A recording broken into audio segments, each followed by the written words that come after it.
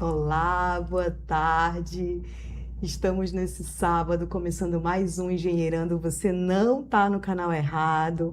O meu nome é Riceli Maia. O Ed Mourão não pôde estar aqui nesse sábado, mas me incumbiu de fazer a entrevista com a nossa convidada nesse sábado. Então, continue com a gente assistindo o Engenheirando desse sábado, porque continua nos mesmos formatos, com o mesmo entendimento de trazer uma conversa leve para que a gente fale de engenharia. Mas ele deixou um vídeo gravado para dizer por que ele não está aqui nesse sábado hoje. Diretor, pode rodar. Fala, meus amigos do programa Engenheirando. Um grande abraço para você que nos acompanha aqui na TV Livre Belém. Como você está vendo, eu não estou nos estúdios da TV Livre. Fiz uma viagem com a família, tirei uma semana para esfriar a cabeça e planejar novos projetos. E tem uma grande amiga me substituindo, a engenheira ambiental Riceli Maia, que dá um show na apresentação. Então eu estou acompanhando esse programa aqui diretamente desse lugar que eu estou, que eu não vou falar. Quem sabe você olhando a paisagem você descobre. Mas daqui a 2 semanas eu estou de volta. Riceli, um grande programa, tem uma grande convidada especial hoje. Eu estou torcendo por vocês. Faz seu nome e um grande abraço para você. Engenheirando, fazendo história no Brasil e no mundo. Tchau, tchau. Teve coragem de deixar o programa na minha mão, mas amigo, aproveita, descansa. Eu sei que esse tempo em família ele é extremamente importante para a gente recarregar as baterias. E é claro que a gente não ia deixar de cumprir esse papel, de falar sobre engenharia todo sábado aqui na TV Livre. Então, diretor, pode soltar a vinheta.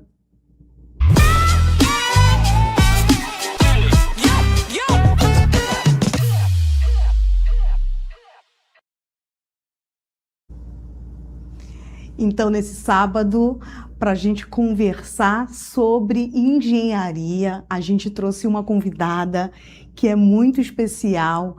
Ela é minha amiga pessoal e aceitou o convite para estar aqui nessa tarde de hoje. A gente vai conversar com a especialista em gestão ambiental, mestre em recursos naturais e meio ambiente em geografia, doutora em biodiversidade e biotecnologia, professora adjunta da Universidade Federal Rural da Amazônia, a UFRA. Seja muito bem-vinda, minha amiga Paula Pinheiro. Que legal! Obrigada, gente, pelo convite. Vindo da Riceli, nós já estivemos em muitos programas juntas, né? Programas de rádio, programa de TV, e agora novamente por aqui. Fico muito feliz de ter meu nome sendo lembrado nas enquetes do programa. E aí eu quero contribuir com vocês para que a gente consiga engenheirar hoje. Então, para a gente começar o nosso papo, vamos engenheirar? Vamos! Primeiro eu quero agradecer você ter aceitado o convite para conversar com a gente nesse sábado.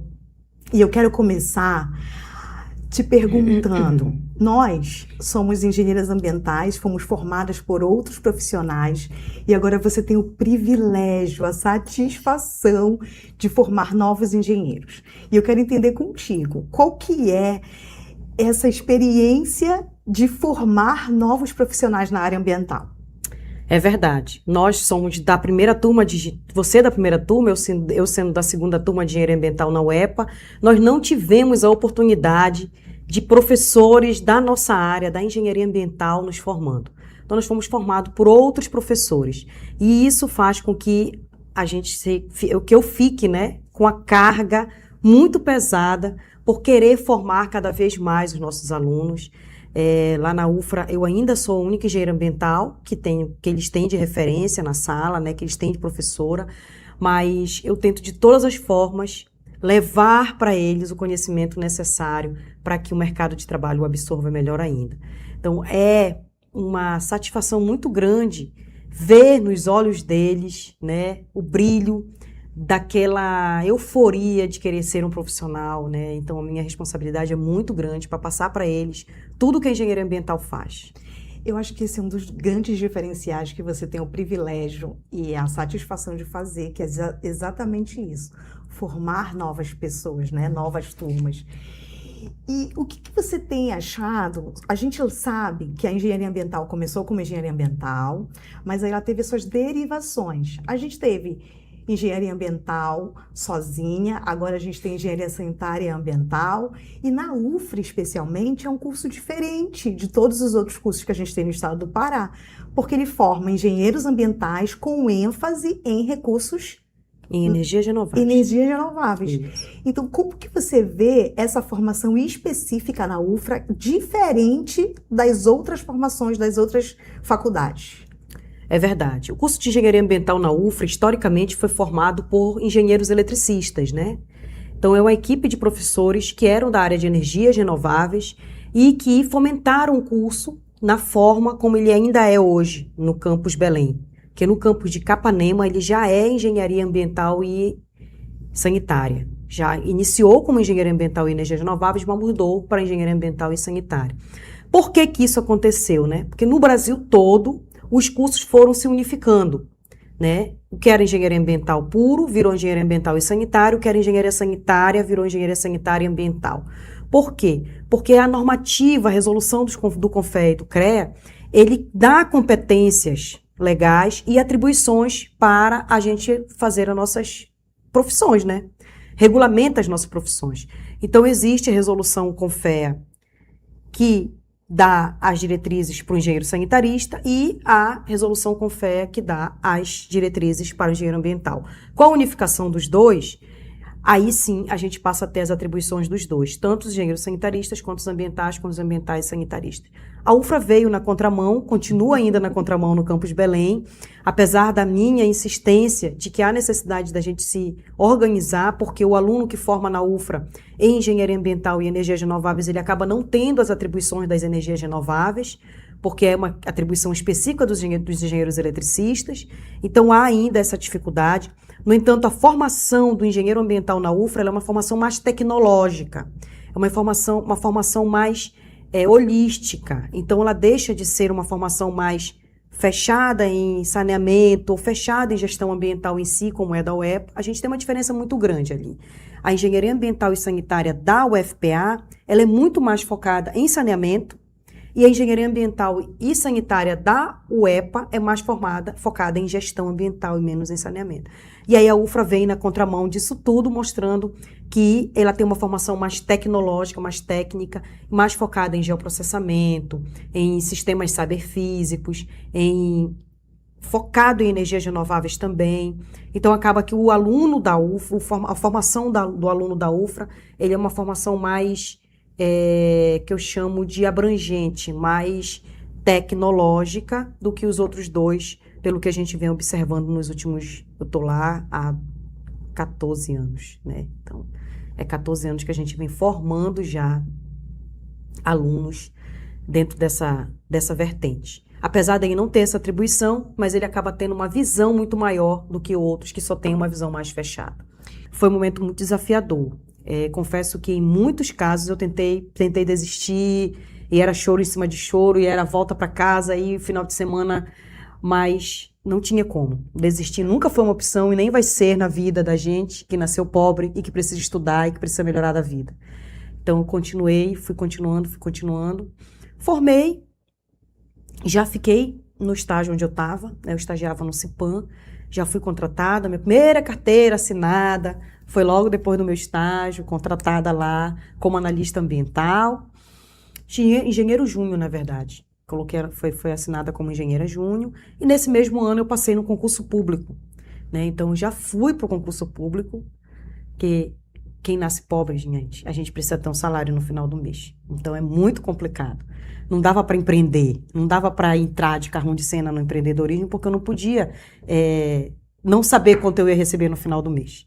Então, entrei para o concurso público, passei por uma vaga que tinha para analista ambiental em Barcarena, Secretaria de Meio Ambiente de Barcarena.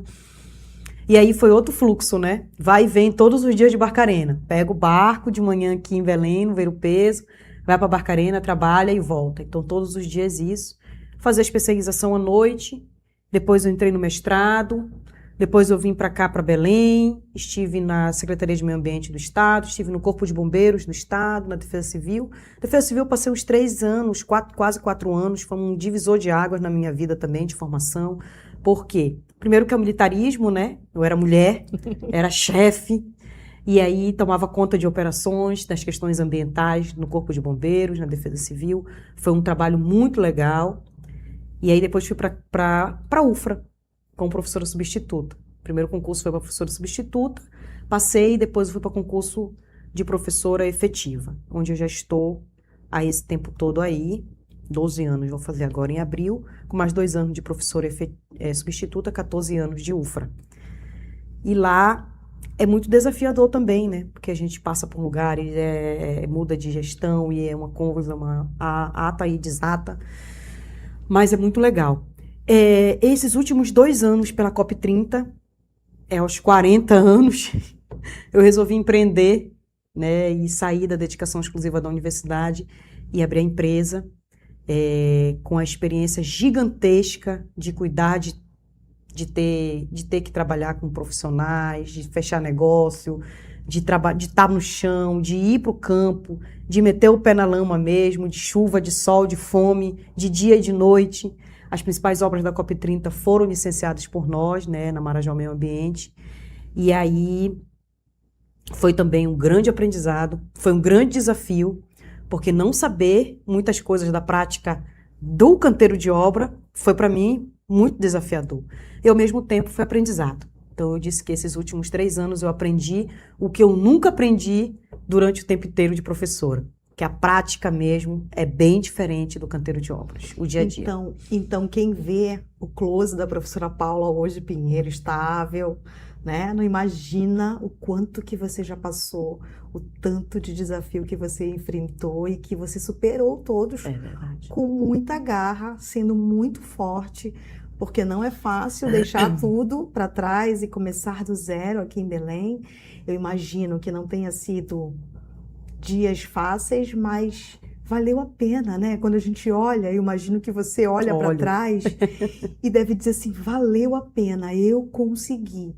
Então, isso serve de incentivo para os teus alunos que estão na academia, para as pessoas que estão nessa formação, de dizer que os desafios existem, que talvez não sejam fáceis. Eu vi outro dia você postar um percurso de um homem e uma mulher, dizendo que a carga não era a mesma, não é igual, porque a gente tem a maternidade, você tem 2 filhos nesse caminho todo da faculdade, então não é fácil chegar onde você chegou, mas serve de exemplo para as pessoas para dizer que é possível e que vale a pena no final de tudo isso, né? Então, eu acho que te ouvir falar dessa trajetória, de tudo isso, passa um filme na cabeça e a gente consegue perceber que, apesar de ser mulher, apesar de ter vindo do interior, você chegou onde chegou, abriu portas, virou referência para muita gente na engenharia ambiental, e isso faz com que a gente diga, valeu a pena. Isso, com certeza.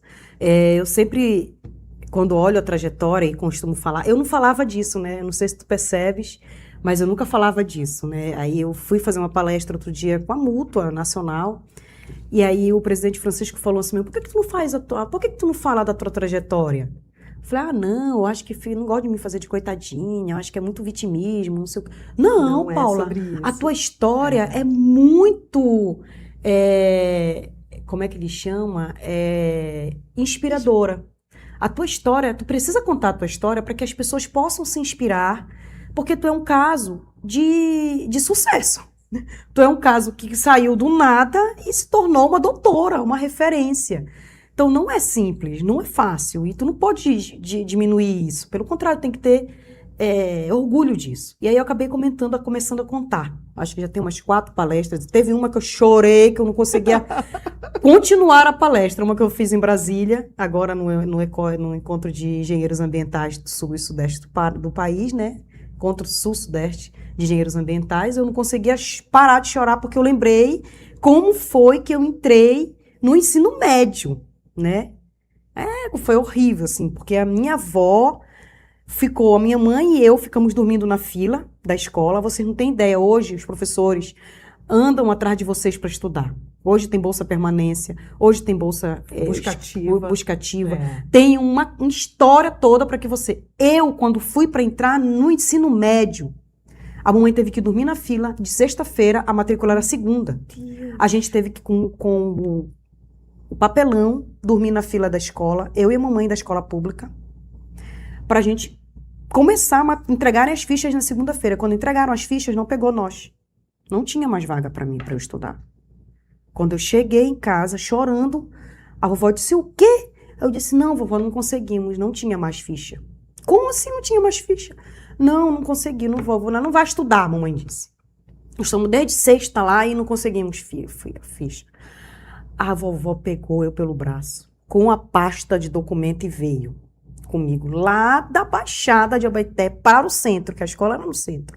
Andando, chegou lá na porta, foi no meio da confusão todinha, falou com o guarda lá, o porteiro. Eu vim falar com o diretor. Aí o guarda disse assim mesmo, mas a senhora marcou? Marquei, tá me esperando. E foi varando. Minha avó era ótima, nunca pegou fila na vida. Foi varando, chegou lá, ela bateu na porta dele e falou assim, meu irmão, olha, seu diretor, esta aqui é minha neta. Ela tá aí com a mãe dela desde sexta-feira dormindo nessa fila e não conseguiu vaga. A escola que ela estudava lá no bairro nosso não tem mais esse ensino que ela precisa. Eu sou analfabeta, a mãe dela também. Se essa menina não estudar, ela não vai conseguir ser nada. Cara, o homem ficou assim, dizendo assim mesmo, meu Deus, como assim ela não conseguiu vaga? Não conseguiu vaga. Voltou lá para casa, agora essa menina precisa estudar. Olha, ela é muito estudiosa. Aí ele olhou para mim e falou assim mesmo, tu queres estudar aqui? Aí eu falei assim mesmo, quero. Aí ele falou assim mesmo, mostra aí teu boletim. Aí meu boletim era todo 10, né? Assim, 9, 10. Eu era um pouquinho mais esforçada. Eu nunca fui inteligente, tá, gente? Eu sempre fui muito esforçada. E aí ele pegou, disse, mas olha, a menina parece ser a menina ser boa, né? Aí bateu e mandou a menina da secretaria fazer a minha matrícula. A minha matrícula foi feita na sala dele, com a vovó e eu.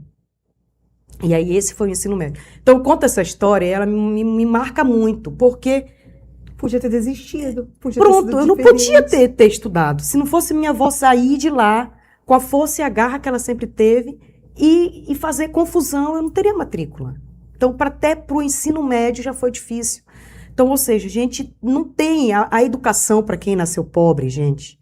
A educação não é outro caminho, é só esse que existe. O caminho é a educação. É através da educação, eu sou prova viva disso, a gente consegue melhorar de vida. Você é muito prova viva disso, porque quando a gente imagina tudo isso, eu não consigo, porque eu sempre fui de Belém, da capital, estudei aqui em escolas particulares, tive, de certa forma, uma vida privilegiada, se comparada com tudo que você passou. Mas o que fica de lição é de que é possível, vale a pena. E aí te ver hoje bem-sucedida, estável, formando outros engenheiros, compartilhando a tua experiência.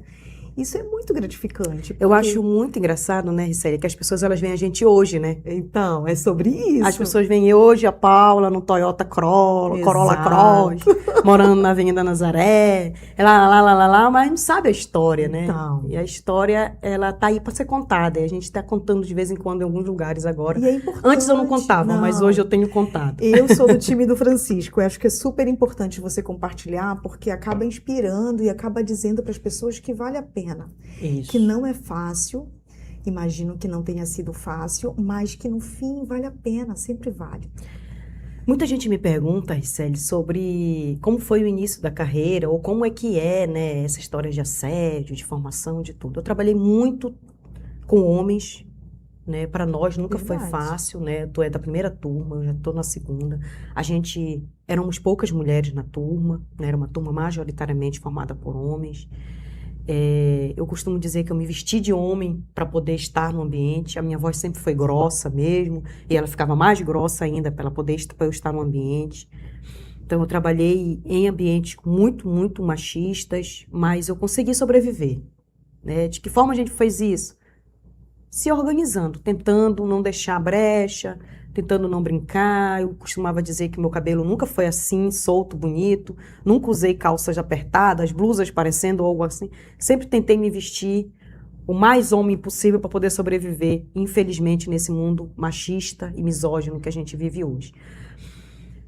Espero que a minha filha não passe por tanto que a gente já passou, por tudo que a gente tem passado, né? Hoje não está bem, as mulheres estão sofrendo muita violência, nosso noticiário todos os dias é uma coisa ruim, mas meninas, mulheres que estão aí do outro lado, que são engenheiras, coloquemos nossa postura, coloquemos nosso capacete e falemos firme, porque nós somos profissionais igual a eles, usamos as calças, as botas, estudamos na mesma universidade, ganhamos o mesmo que eles. Alguns momentos não, às vezes eles ganham mais que a gente, Infelizmente. mas no serviço público todo mundo é igual. Então eles respeitam e sempre respeitarão se você tomar a sua postura. Agora, se você se vitimar, se você se diminuir, se você não se valorizar, aí infelizmente o problema não é ele, e sim você.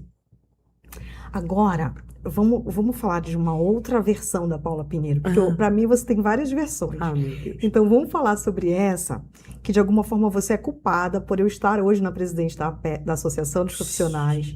E aí eu queria te ouvir sobre a importância desse associativismo. Eu sei que você estava presente nessa fundação, foi ideia sua, de alguns outros mais engenheiros. E aí, a partir da APEA, você já galgou outros patamares, outros espaços em relação a FINEAS, em relação a outras coisas. Então, qual que é a importância desse associativismo e por que tu quis criar essa associação e me colocar como presidente? Gente, é o seguinte, eu não posso ficar quieta muito, sabe? Eu tenho um negócio assim que é Uma hiperatividade. uma movimentação intensa. Eu vi que eu estava formando alunos e esse aluno não era defendido depois que ele saía da universidade. Depois que ele vai do muro para fora, não tem mais uma Paula, não tem mais ninguém para orientá-lo, não tem mais como. E o nosso mercado de trabalho precisava estar organizado, a gente precisava lutar e defender a nossa classe.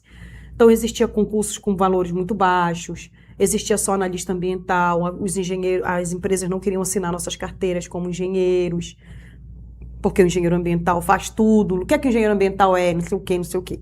Então, a gente fechou uma ideia de criar a Associação dos Engenheiros Ambientais, Associação para Engenheiros Ambientais. O que era a ideia da associação? Era defender a classe, defender a engenharia ambiental, fortalecer a nossa classe, se juntar, fazer curso, formar, buscar espaço, brigar, né, pelo espaço no CREA, brigar pelo espaço no CONFEA. Então, a gente fundou a associação. Que esse já ano faz tem 10 anos, né? 2016. É verdade. Então, a gente fundou a Associação de Engenheiros Ambientais e vem aí galgando os espaços. É muito difícil, gente, muito difícil. A Ricelli vive isso na pele. Eu vivi, eu fui vice-presidente, fui sócia fundadora, vice-presidente, presidente, e fui de várias coisas dentro da associação. Não é fácil, porque a gente não ganha para nada, a gente não ganha um centavo, é uma dedicação única, exclusiva, doação de tempo, e as pessoas não ajudam, as pessoas não querem, e é uma burocracia gigantesca de cartório, de ata de registro, de custos, altos custos, ninguém quer pagar, ninguém quer ajudar, e a gente segurou esse pepino aí um tempão, mas não se quietou também no estado do Pará, né? Foi lá e juntou para criar a Federação Nacional das Associações de Engenheiros Ambientais. Hoje eu sou vice-presidente da FINEAS, da nossa federação, fundei também, né? Ajudei a fundar. E agora estou lá com eles, tentando ver se a gente consegue aprovar a nossa lei 4447, que é uma lei que congrega todos os engenheiros ambientais, sanitarias, de energias renováveis, de mineração, tudo que a gente tem de engenharias no Brasil, ambiental e suas vertentes. A gente está fazendo uma lei única e estamos brigando muito no CONFEA para que isso aconteça, para que a gente consiga aprovar. Já é uma luta grande, mas já está quase no fim. Está passando pelas comissões, aprovaram umas comissões, a gente está tendo essa semana reunião com o presidente do CONFEA. Eu estive na Mútua, né? Fui para conselheira do CREA, representando a UFRA, estive conselheira do CREA por 2 mandatos, depois eu fui para a Mútua. Dei uma afastada recentemente por conta dos trabalhos, né? E também porque cansa demais a gente sozinho lutar. Sozinho lutar não é fácil. Então, passei os bastões aí para os outros colegas irem cuidando. A Mútua passou para outros colegas que estão lá na diretoria. A Ricelli está na associação. Voltei agora para a FINEAS um pouco por conta da experiência. Estavam precisando da minha experiência lá. E estou lá. Mas o que faz isso tudo, né? Não ganha nem um tostão, não faz nada, não movimenta nada. É ajudar as pessoas. O objetivo da gente é sempre ajudar a você, profissional, a melhorar o seu mercado de trabalho, a impugnar um concurso público, a você estar junto conosco, fazendo um curso, monitorando, fazendo a sua formação, Hoje a gente está querendo fazer, além dessa publicação dessa lei, a gente está querendo também organizar um grande congresso, né, nossa Conferência Nacional de Engenheiros Sanitaristas e Ambientais e Sanitaristas, que acontecerá, eu acredito que em Natal, até novembro a gente já está fechando a data, mas em Natal, que é uma conferência que reúne os engenheiros ambientais do Brasil todo. Então, é um evento extremamente importante e, claro, vai sempre melhorar a vida, buscando sempre a melhoria da vida dos nossos alunos e dos nossos profissionais que se formam. Então, a minha vertente é mais de ajudar, contribuir para ajudar a formação e a fixação no mercado de trabalho. Pronto, o papo está muito bom, mas a gente vai precisar dar um intervalinho para voltar e continuar essa conversa com a Paula. Diretor, pode soltar o comercial.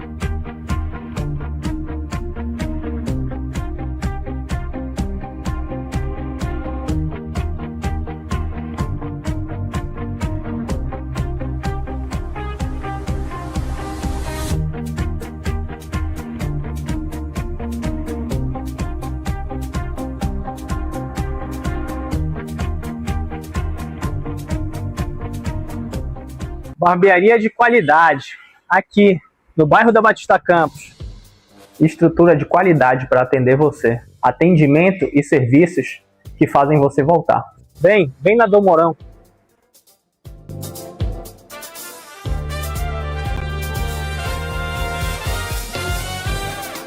Estamos localizados na Conselheiro Furtado 657, Batista Campos. O que você precisa, aqui nós fazemos. Temos um combo para cada necessidade sua. Aqui, nós ainda temos o cartão Fidelidade. Quanto mais você vier aqui na Dom, você ganha um serviço de graça. Dom Mourão, além do corte preciso, conforto sem medida. Não perca tempo, agende seu horário.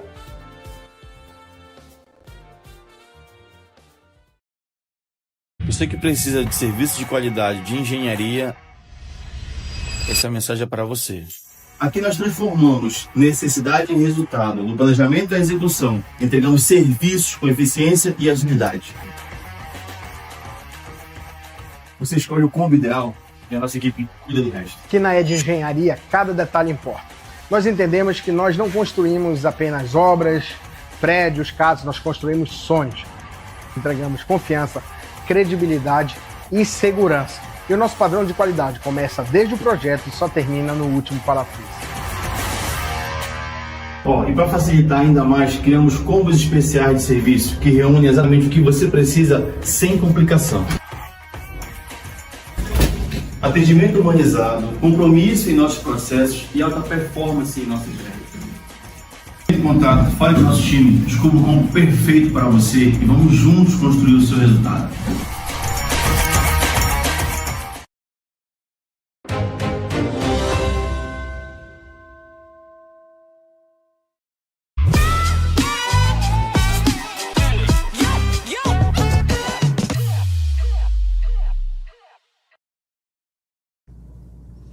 Olá, estamos de volta com seu Engenheirando de Sábado. Você não está no canal errado, o Ed Mourão está em viagem familiar, mas me deixou responsável para bater um papo super agradável com uma convidada de alta patente, quando ele costuma dizer. Então está aqui comigo nessa tarde a professora doutora Paula Pinheiro, já conversamos sobre várias versões da Paula. E agora, nesse segundo bloco, vamos voltar a conversar sobre mais uma versão que ela tem, que é sobre a professora mentora. ela tem vários cursos de formação para esses profissionais, além de formar pessoas na academia, na UFRA, ela também se importa com outros formandos de outras universidades. Então, Paula, conta pra gente como que é essa experiência de formar outros profissionais, porque os teus pupilos, os seus filhos da UFRA, ok, já são privilegiados de te ter como professora. Mas como que surgiu a ideia dessa nova versão da Paula Pinheiro como mentora? Pois é, surgiu com a Mútua, né? A Mútua Nacional, quando eu estive por lá, falaram que eu tenho que fazer e dar orientações para mais pessoas, porque eu tenho uma experiência, porque eu tenho uma história, e lá. Então eu fui organizando. Aí no meu Instagram tem muita coisa, que são dicas, né, de como entrar no mercado de trabalho, o que é que você precisa fazer, para onde é que você tem que caminhar, como é que se fala, né? Tem um vídeo que é muito engraçado aí, que as pessoas comentam muito, é porque que a gente não pode mais falar água, a gente é engenheiro, tem que falar recursos hídricos, pedra, solo. É verdade. Não pode falar lixo, tem que ser resíduos sólidos. Então, até isso, a gente precisa aí estar conversando sempre com os nossos alunos, os nossos recém-formados ou os que estão em formação, para aprender até os tipos, a tipologia, né, as falas. A mentoria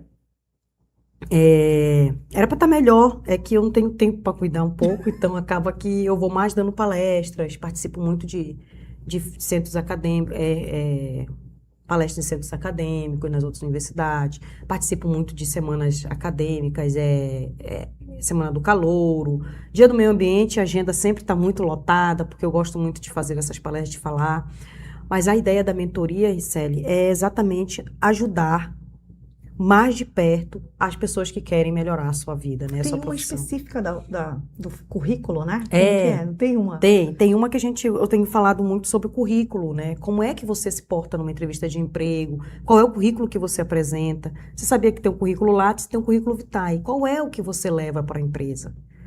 Muita gente manda o currículo Lattes. A empresa não sabe nem o que é aquilo. Porque para ela não importa quantos artigos você publicou na revista A, na revista B, na revista C, nos quadros da vida. Isso serve se você for fazer mestrado, se você for entrar na cadeira acadêmica, se você for professora da universidade.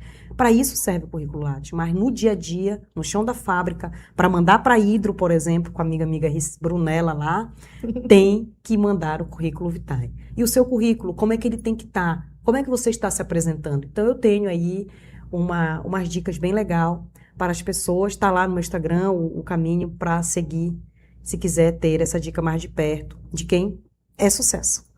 Além desse do currículo, que imagino que seja o pontapé inicial para a gente começar, né, a carreira e tal, tem também mentorias sobre posicionamento profissional, como se portar, como se vestir. Você trata disso também nesses cursos? Trato sim. É uma coisa muito importante. Meus alunos sabem, eu sou enjoada em relação à apresentação de trabalho em sala de aula, né, seminários. Eles têm que estar arrumados, têm que estar portado, tem que estar arrumadinho, organizadinho. As visitas técnicas que a gente vai, oriento também como se portar, porque é uma porta que está aberta. Se você vai lá nessa porta, entra nessa porta e bagunça, você não abre mais. Não tem mais como entrar outro engenheiro ambiental. Então, eu costumo dizer que não pode ser só a minha entrada, a minha vida, é a de quem vem depois de mim. A responsabilidade que nós temos quanto à formação de novas pessoas e além de como é que eu vou deixar esse mundo para outras, é que é importante.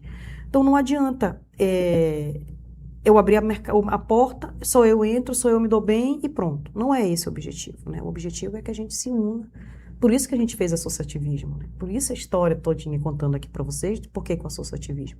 Exatamente porque a gente não quer só a gente se dar bem, né? Quer todo mundo, quer um apoio, quer ajudar, quer organizar. Eu recebo muita gente pedindo indicação de vagas.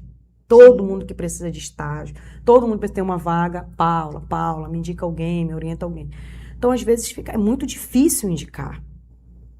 Porque hoje está muito complicado, né? As pessoas têm uma linha, quando a gente vê não é mais isso, passa para cá. Então, essa mentoria também, ela indica isso. Como se portar, né? Como se vestir, como estar numa entrevista, como manter, né? Que dicas você daria para manter o meu emprego, por onde eu vou mudar, o que eu tenho que fazer. Então, eu costumo dar essas dicas aí para essas pessoas que me procuram e essa orientação. A gente sabe que a academia, ela não nos forma 100%, ela faz parte do nosso processo de formação, né? A gente passa pela universidade, a gente é desafiado lá em apresentar trabalho, fazer seminário, fazer pesquisa de campo, mas não é só sobre isso, né? A faculdade, eu acho que as pessoas sempre dizem, porque eu estudei em tal lugar e não me formou, a culpa da universidade. Não é isso.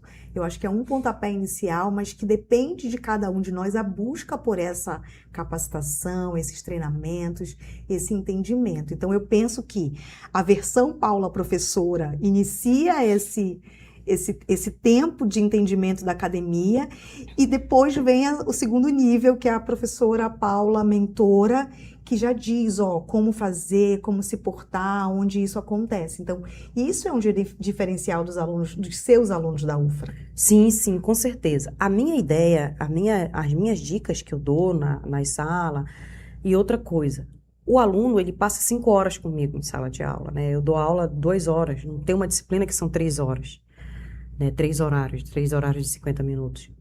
Mas o resto da vida é dele. O que ele faz da vida dele importa muito mais do que o tempo que ele passa na sala de aula. Então, isso. O que eu posto no meu Instagram? O que eu posto no meu status? Né? O que eu quero mostrar para quem vai me contratar ou para quem está me contratando? Se você é uma menina e você se posta de uma forma que não condiz com aquele ambiente de trabalho, por exemplo, outro dia eu chamei a atenção de uma aluna, ex-aluna ainda, que no estágio fazia um monte de vídeos no status dela apareceu um monte de vídeo no estágio. Sabe aqueles vídeos tipo TikTok? Assim como eu estava vendo, o empregador dela estava vendo, o RH dela estava vendo, que a menina não estava estudando, não estava trabalhando, não estava estagiando, estava fazendo TikTok. Então, ou seja, essa menina vai ficar no estágio quando ela se formar? Provavelmente não. Provavelmente não. Então, é isso que faz com que você fique ou você não fique. Não é a quantidade de aula que a Paula deu, que fulano deu, que você tirou 10, quantos 10 você tirou na faculdade. É de que forma você utiliza esse conhecimento para a sua vida. Eu acho que nesse século que a gente está, com essa tecnologia, com essa facilidade de ter tudo na palma da mão, isso é um alerta que serve, né? Porque os jovens acham, nada a ver, eles têm um negócio com esse nada a ver, que é irritante às vezes, mas que o papel do professor, do mentor, do orientador é exatamente dizer isso, tem a ver e se pode ser evitado, por que não? Né? Então, utilizar as redes sociais de forma favorável para que você potencialize as suas habilidades enquanto engenheiros, a sua habilidade enquanto profissional, é legal. Agora, ao mesmo tempo, se você utilizar as redes sociais de forma errada, você dá um tiro no seu próprio pé, né? Você acaba fazendo coisas contra você mesmo. Acabou de aparecer uma reitora de uma universidade aí outro dia, ela é o suprassumo do suprassumo da física. Ela é bacharel em física, ela é PhD do PhD do PhD em física. E ela faz uns vídeos muito legais no Instagram dela, no TikTok. Ela é muito despojada, né? Entre aspas, a gente está falando nesse sentido.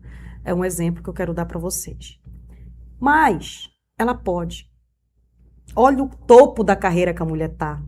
Agora tu, que ainda está estagiando, tu ainda está começando, tu ainda está trilhando, galgando os espaços.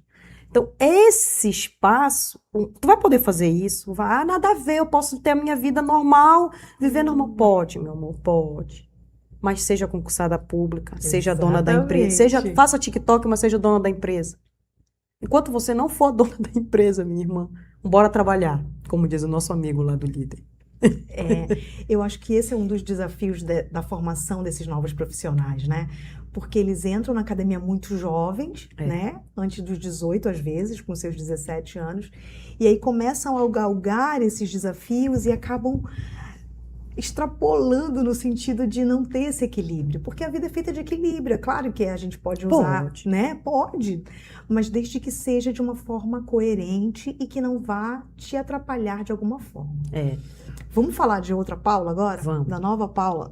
Mais uma versão da Paula? Minha, meu Deus. Você no ano de 2000 e... Tu vai me lembrar, porque eu não vou lembrar do ano. 23, talvez? Foi a organizadora do Simpósio Internacional. Verdade. Foi 23? 22 e 23. Então, pronto. E aí, você organizou esse Simpósio Internacional que tinha um propósito único e que, de alguma forma, por algum motivo, ele não teve mais as suas versões. E aí todo mundo ficou me perguntando, Rissélia, tu vai entrevistar a Paula, pergunta quando vai voltar o CIES. E eu não posso deixar de te perguntar isso. Quando que a gente vai voltar a ter o CIES? Gente, eu adoro fazer eventos, né? Vocês sabem, quem me acompanha por aí, sabe que eu já inventei tanta arte dessas coisas de fazer evento. O problema é o trabalho que dá, né? É um trabalho muito grande, é custo muito alto. Fiz na Estação das Docas. Né, fechamos a Estação das Docas naquele salão todo, o auditório todo. Teve 2 anos Teve consecutivos? teve 2 anos consecutivos.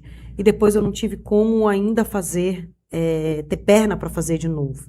Agora, eu estou voltando para a UFRA, né, voltei para a UFRA chamada pela reitora para ser assessora dela e aí voltar de novo para dentro da universidade, focada na universidade, porque nos últimos 3 anos eu estive fora. Continuei dando aula, mas só dava aula e voltava para a empresa. Hoje, que não era dedicação exclusiva. Então, hoje eu estou voltando de novo e quem sabe assim eu consiga ter tempo de fazer esse CIES novamente. Eu gosto, é uma coisa que me desafia, tu sabes, né? Eu gosto muito dessa questão de desafios. E aí eu vou tentar organizar sim. A busca por essa organização é geralmente patrocínio, né? Editais, correr atrás de tudo. E assim, este ano especificamente, eu estou com 2 desafios muito gigantes, né? Eu larguei um tanto do empreendedorismo por conta das questões familiares principais. Né? Eu estou com minha filha no último ano, no ano do Enem, no último ano do Enem dela, eu preciso dar apoio, estar levando, trazendo dos cursinhos e trair, buscar e fazer comida boa para ela comer, enfim.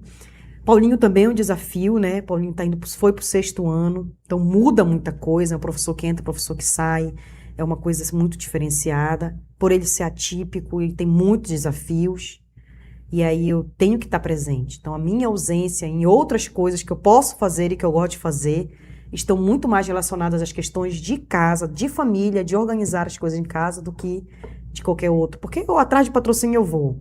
Arrumar a Estação das Docas, eu vou. Sim. Arrumar o negócio do evento, eu consigo fazer.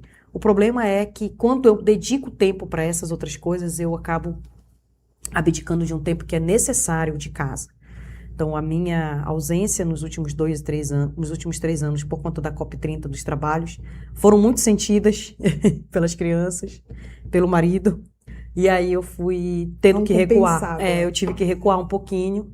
E agora esse recuo está sendo prioritariamente os 2 em casa, a universidade, aí tempo sobrando é que eu vou para essa outra etapa. Então é por isso que eu estou mais calma. Todo mundo está falando, Paula, tu não mexeu mais nas redes sociais, cadê os vídeos, cadê as coisas? Pois é, eu estou dando um tempinho aqui para eu poder não produzir muita coisa por causa dessa história. Então eu tenho que dar uma força lá em casa. Por isso que eu dei uma recuada. Mas é questão de prioridade, não vai ser para sempre, né? Não. A Maria vai entrar na faculdade já, o Paulinho vai conseguir se organizar. Eu acho que é uma questão de equilibrar esses desafios e é claro que a gente que é mãe sabe que em algum momento a gente precisa puxar esse freio de mão e cumprir esse papel que é o nosso mais importante, antes de qualquer outra coisa, é a maternidade. Então, a gente vai entender que você está um pouquinho offline por conta das crianças e que é por uma boa causa e que daqui a pouco tudo isso passa e você volta à nova versão da Paula Pinheiro, que ativa, que nunca para, que está sempre inventando coisas. Vamos voltar a falar da versão Paula Professora. Quando você está na sala de aula, a tua postura é equilibrar teoria e prática? Você consegue fazer isso? Você consegue fazer com que os seus alunos percebam que é importante, a academia é importante, os livros, os conteúdos, as referências, mas que também o muro, passar do muro da UFRA também é importante. Tu consegue fazer isso? Rissélia, eu era muito mais ativa antes da pandemia. Eu levava meus alunos muito mais para aula prática, para visita técnica, para congressos. Pegar um ônibus e ir para um evento. Ir em Tucuruí, por exemplo, na hidrelétrica de Tucuruí, pega aquele Bagé da UFRA e ir para Tucuruí. Então, eu fiz muito isso. antes da pandemia. Pós-pandemia, nós temos o que eu chamo, é um aluno online. Nós temos um aluno que não quer ir para a aula, nós temos um aluno que não quer sair desse celular, desse computador. Quanto mais tu dizer que não vai ter aula, é melhor para ele. Então, ou seja, a gente teve uma outra forma, uma outra vertente. Porque eu vejo no vídeo. Por exemplo, antes a gente passava, por exemplo, um filme que eu gostava deles assistirem, Uma Verdade Inconveniente, sobre mudanças climáticas. Hoje, eles jogam no ChatGPT a sinopse do Uma Verdade Inconveniente. Mas o assistir ao que tem por trás, a ciência, as imagens, a coisa, não traz. Então, acaba que a gente está com muita dificuldade hoje. Eu sinto hoje uma dificuldade gigantesca, tanto das empresas de abrirem o espaço para que a gente possa fazer a visita técnica, muita dificuldade, quanto para a gente organizar esses alunos. Professora, não tem como, eu tenho que estagiar. Professora, não dá, eu tenho que trabalhar. Professora, não sei o quê. Então, ou seja, aquele aluno que era ávido por querer, que gostava, que estava... Não quero saber se eu tenho estágio, se eu tenho alguma coisa, eu vou, porque é melhor para eu aprender. Não quero. E aí, eu sempre falo para meus alunos, e todo mundo que está me ouvindo e que foi meu aluno sabe, você tem a professora que você quer. Se você quer uma professora dedicada até morrer por vocês, se dedique junto. Se você não quer, meu amor, estou aqui. Porque não dá, eu não posso dar murro em ponta de faca sozinha. Eu não posso enxugar gelo o tempo inteiro.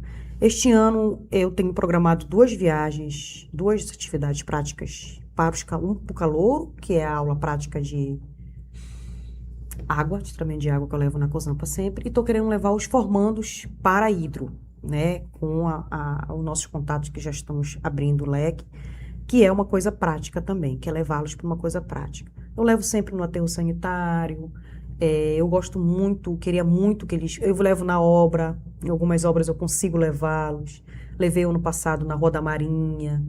Foi uma obra muito legal, foi uma aula muito legal, que mostrou como era antes e como está ficando. Levei na DOCA. Então eu tento levar. Uma turma que era da DOCA, que eu me aborreci, tanto, de 30 e poucos alunos, foram 6 alunos para aula prática na DOCA.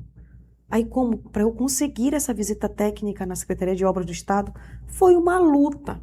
Aí vai 6 alunos. Então, acaba que tu desanima, né? Porque se é tu querendo te formar, tu não quer ir, eu que não vou. Então, é isso. Eu imagino que nesse tempo, pós-pandemia, isso tenha ficado bem grave, né? De conseguir equilibrar essa prática e essa teoria. Porque a gente ouve muito reclamação em relação à universidade. Porque a universidade não me prepara, mas será que você quer ser preparado? Pois Né? é. Então, a gente precisa fazer essa autoavaliação enquanto estudante para saber se a gente, de fato, está levando a sério tudo isso em relação a esses desafios e viver a academia, né? Eu lembro que toda vez que eu ouvia isso, eu não entendia muito com 20 e poucos anos. Vive a academia, você precisa viver. Então, quando eu entendi isso, eu saí me metendo em tudo. Centro acadêmico, e palestra, e aula prática. Mas as pessoas hoje em dia, eu acho que são mais resistentes em relação a esse Elas vão desafio. para a aula e vão embora para casa delas. Isso. Ou não vão para a aula e ficam na casa delas.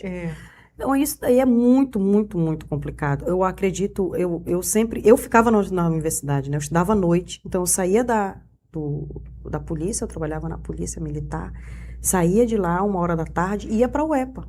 Até a hora que vai começar a minha aula, que é 6h30 da tarde. Ou seja, tu viveu a academia. Eu vivi lá. Então, eu ia para o centro acadêmico, eu ia para a biblioteca, eu ficava no laboratório, eu ficava perturbando o professor para me corrigir minha lista de exercícios. Ou seja, hoje não. Hoje eles estão cada vez menos tempo que eles puderem estar, eles não querem estar. Como é a avaliação da professora Paula em relação a essa tecnologia, por exemplo, da inteligência artificial? Você é favorável a isso? Ou você é daquelas que odeia? Você ama ou você odeia? Eu costumo dizer para os meus alunos, quando eles estão fazendo, tira pelo menos o asterístico Por favor, tira pelo menos o asterístico lá, os pontinhos, os traços do ChatGPT. Mas de qual time você é? Dos que ama ou do que odeia? Eu não odeio, não. Eu acho que a tecnologia existe para isso, ela nos ajuda, tem me ajudado muito, vai ajudar os alunos e tudo. Mas eu acredito que a gente precisa saber para corrigir, né? A inteligência artificial, ela não e nunca vai ser maior que a inteligência da humana. Porque quem criou a inteligência artificial só fomos nós. Então, a gente precisa ter Verdade. O discernimento de entender que aquilo é uma coisa que pode te ajudar, mas tu precisa dar um norte para ela. Eu tenho que corrigir, tu tem que entender. Por exemplo, tu coloca lá, fazer uma resenha. Sempre eu fiz resenha com meus alunos. Fazer uma resenha sobre tal coisa. Aí ele vai e coloca. Ele repete 300 mil vezes a mesma palavra, se tu colocar no comando dele lá, sei lá, fazer uma resenha sobre sustentabilidade e engenharia. Ele vai repetir 300 vezes a palavra sustentabilidade. Se tu fosse escrever, tu não ia repetir isso. Então é fácil de perceber fácil, quando eles utilizam de forma não filtrada. Quando eles fazem o Ctrl+C, Ctrl+V, que a gente chama puro. Fácil. Mas se utilizar a inteligência artificial de forma equilibrada, considerando as coisas, facilita, você concorda com essa utilização? Facilita, então. Sim, ajuda muito, facilita. Coisa que você poderia estar organizado para ler muitos livros, você consegue pegar um resumo, já consegue ter essas informações. Hoje a tecnologia...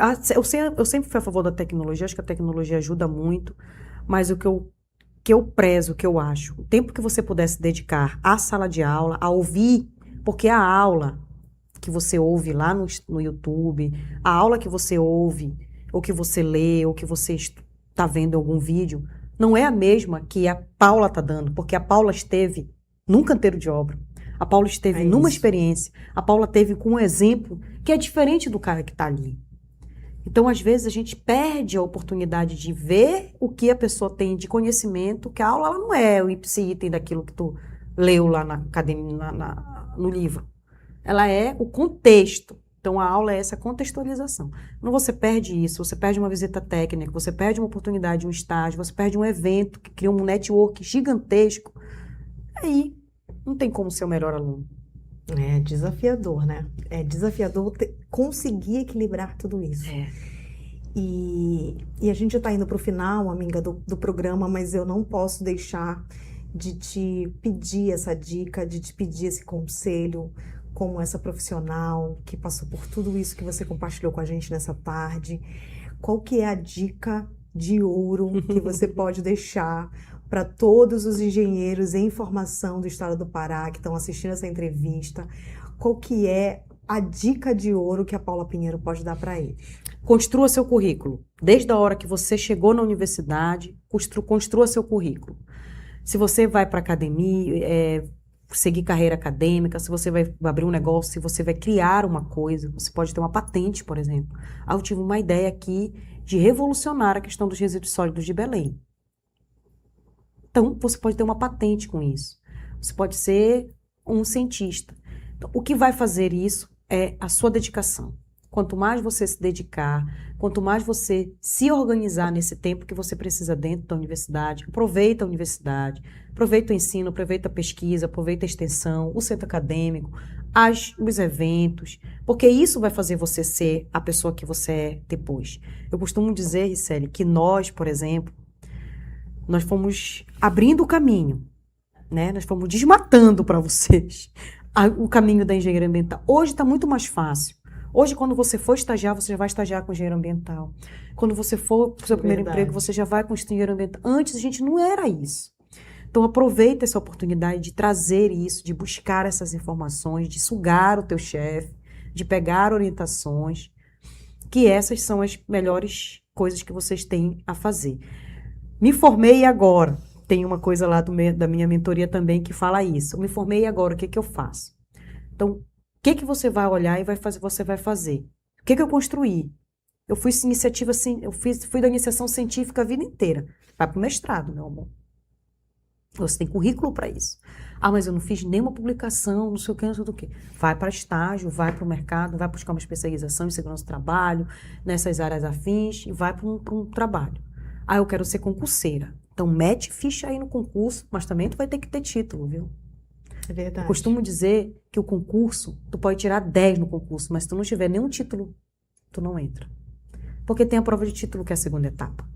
Então, eu quero o concurso, então vou ter que fazer mestrado também, porque eu tenho que pontuar no concurso, na prova de títulos e no concurso público. Então, ou seja, é um conjunto de informações, um conjunto de peças de Lego que vai formando você. Não é simples, não é fácil, não é de uma hora para outra que você vai ter a Hilux. Calme. Calme. Você pode começar com o Mobi e depois você tem a Hilux. Se acalma. verdade. O tempo e o processo inicia na graduação. Então, se você entrou na universidade hoje, saiu seu nome no listão, você vai ser meu aluno, vá trilhando aí um caminho de construir o seu currículo. É estagiando, é participando de eventos, o que tiver, tu te joga, porque isso vai fortalecer e vai te dar uma melhor formação no final. Porque esse conjunto de coisas é que te forma melhor, não só é uma coisa. Então, é um conjunto de coisas. Por exemplo, hoje, a Paula de 43 anos é muito diferente da Paula de dois anos atrás. Por quê? A experiência que a gente já passou, o conhecimento que a gente conseguiu, o que a gente teve de problemas para resolver, não tinha. Que foi a COP30, né? A COP30 foi um divisor de águas para nós no Pará. A COP30 foi a única obra pública que tinha data para ser entregue. As obras da COP30. Nunca foram entregues. Nunca na história desse país uma obra pública foi entregue no prazo como foi as obras da COP30. Então, tinha dia para começar e tinha dia para terminar. Então, eu tinha que fazer a noite inteira plantando árvore, tinha que estar plantando transplante, tinha que estar colocando a grama, tinha que estar tirando a grama, tinha que fazer as análises de ruído e vibração, ou seja, é coisa que nunca foi feito. Então, eu costumo dizer que os últimos 2 anos me deram uma experiência que eu nunca imaginei que eu poderia ter tido. Com certeza. Amiga, foi um papo bom, mas a gente está chegando no final. Que Eu pena. quero te agradecer, passou tão rápido, a gente podia ficar aqui mais 5 horas conversando, que ia ser tão legal. Mas eu quero te agradecer por ter vindo, obrigada por todos esses anos de amizade, verdade. porque eu posso contar com você, não só sempre. profissionalmente, mas pessoalmente também. Sim. Eu quero dizer que eu estou muito feliz da gente ter conversado essa tarde e muito obrigada por ter aceitado o nosso convite. De nada, meu amor. Você sabe que eu disse, para ti eu não posso dizer não. Posso dizer não para todo mundo, menos para a Ricelli, porque a gente já tem uma história, né? As pessoas acham que a gente é amiga de agora, mas a Ricelli, quando eu entrei na universidade, a Ricelli já estava lá, já era uma estudante, já virou referência para mim, né? Na parte principalmente de produção mais limpa, estudar essas coisas mais detalhadas da ingestão ambiental, da engenharia ambiental. Então, a gente tem essa amizade aí de 20 anos já. Quando eu entrei na universidade, já conheci a Ricelli, de lá para cá a gente tem sido parceira. Que bom. Que bom. Da UEPA para a vida. Da UEPA para a vida. Desculpem, pessoal, se eu me empolguei muito na fala pessoal, né? Não dei tantas dicas que vocês achavam que seria interessante, mas essa fala, ela não é de vitimização, essa fala não é para dizer que eu sou melhor e que tudo que eu consegui foi porque eu era melhor. Não, é para mostrar para você que você também consegue. Que se eu conseguir, você também consegue. Então, esqueça os problemas, passe por cima deles, levante do fundo do poço, sacuda a poeira e dê a volta por cima, assim como eu dei. Quem quiser te achar nas redes sociais, qual que é o Instagram para te seguir? É Engie Paula, ENG de Engie Paula. Engie Paula é um pontinho verde que tem lá no Instagram, uma moça bonita que tá lá. Todas as dicas Mas sou eu. Vão estar lá no Instagram da Paula, então se você ainda não a segue, você pode seguir, pegar todas essas dicas. E eu quero agradecer a esse tempo que a gente passou junto nessa tarde de sábado agora, e eu não posso deixar de lembrá-los que agora, no dia 28 de março, o Ed vai estar organizando o curso sobre a nova lei do licenciamento ambiental. A gente vai estar disposto nesse dia, de 8 às 17, para conversar sobre essa nova lei, sobre o que muda, o que não muda em relação ao licenciamento ambiental. Então, se você ainda não se inscreveu, ainda dá tempo, vai lá no link na bio, faça a sua inscrição, não perde tempo. A gente estava falando a importância de se capacitar, de buscar conhecimento. Então, esse momento do curso da nova Lei Geral do Licenciamento vai ser um tempo importante para a gente estar se reciclando e falando sobre esse assunto. Então, meu agradecimento, meu muito obrigada por vocês terem ficado com a gente nesse sábado e até a próxima!